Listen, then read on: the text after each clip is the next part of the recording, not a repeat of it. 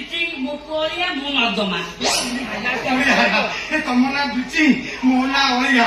ତମେ ଜୀବାଣୁ ମାରିଦବ, ତମେ ଆମ ଘରେ ରହିବ। ତୁ କଣ ହରିହରି ମୋ ଗାଲରେ ହାତ ମାରି ସାରିଲୁଣି? ମୋଠୁ ହାତେ ଦୂରରେ ଠିଆ ହବୁ, ତ ସେଇଟାକୁ କାଟିକି ହାତରେ ଧରେଇ ଦେବି। କହିଲାଣି କାଟିକି ଧରେଇ ଦବ, ମୁଁ କଣ ଦାନ୍ତ ବସି?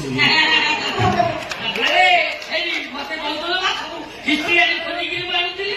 ଟିକେ ହୁସିଆରି ଚଳିବୁ, ତୁ ସମସ୍ତଙ୍କର ବାଳ କାଟି ଯାଉଥିଲ। ଇଏ ତ ସଫା କହିଦଉଛି, ମୁଁ ଝିଅ ପିଲାଟେ, ତମେ ଦି ଜଣ ମରଦ ଲୋକ। ମୋ ଶୋଇବା ଘରେ ନା 10 ହାତ ଛାଡିକି କରିବ, ନହେଲେ ବୋଳିଲେ ବି ମୋ ରୁମରେ କେହି ପଶି ନ ଯାଅ। ଆଉ ଯଦି ପଶି ଯାଅ, ଏଇ ଯୋଉ ହେମଦସ୍ତା ବାଡି ଦେଖୁଛ ନା, ସେ ହେମଦସ୍ତା ବାଡିରେ ଛେଚିକି ତରକାରୀ ଛୁଙ୍କ କରିକି ମା ପୁଅକୁ ଖୁଆଇ ଦେବି। ସେ କଥା କହିଲା, ଯଦି ମୁଁ ଅନ୍ୟ ମନରେ ତୋର ମୁହଁକୁ ପଶି ଯିବି, ଖଡ଼ିକାକୁ ପୁରେଇ ଦେବି।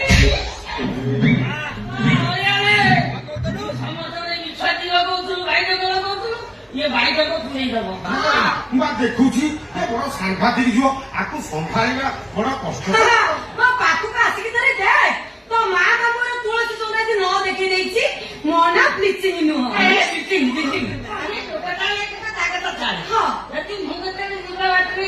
ମୋ କହଣି କି ହାତ ବାଜିଗଲା। ମଲା ତମେ ମୋ ଜେଜେବାପା ଘୁଷିଆପା ବୟସର ଲୋକ, ଗୁରୁଜନ। ତମକୁ ବିଷ୍ଣୁ ବୋଲି କାହିଁ ମୁଣ୍ଡିଆ ମାରିବି। ଶୋଇବା ଘରେ ଯଦି ଶୋଇପଇଲି, ମଲା ମୋ ନିଜେ କମଳକୁ ତମକୁ ଘୋଡେଇ ଦେଇ ମୁଁ ଆସି ତମ ରୁମରେ ଶୋଇପଡିବି।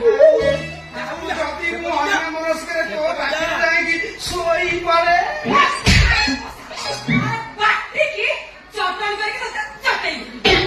ମୁଁ କଣ ଧଣିଆ କର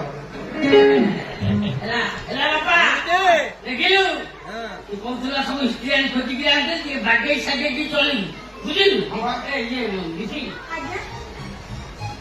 କାମରେ ଯାଉଛି, ବୁଝିଲୁ?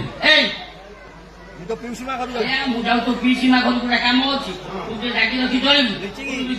ମୁଁ ଯାଉଛି, ତାକେ ବଗୁଲିଆ ଦୋଷ ଅଛି। ତତେ ଘର ଦ୍ୱାର ଲାଗିଲା, ରୋଷେଇବାସ କରି ମୁଁ ଖାଇବୁ, ଅଳିଆକୁ ଦବୁ, ବୁଝିଲୁ?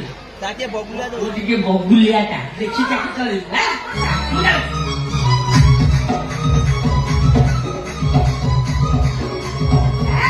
ଜାଣିଛୁ ବାବୁ, ମୁଁ କେତେ ବଗୁଲିଆ ପାଣି ପିଆଇଛି। ଇଏ କୁଆଡେ ଯିବ ବା? ମୁଁ ଏମିତି, ମୁଁ ହଉଛି ଅଳିଆ, ମୋର ଭାରି ବଳିଆ, ମୁଁ ଏମିତି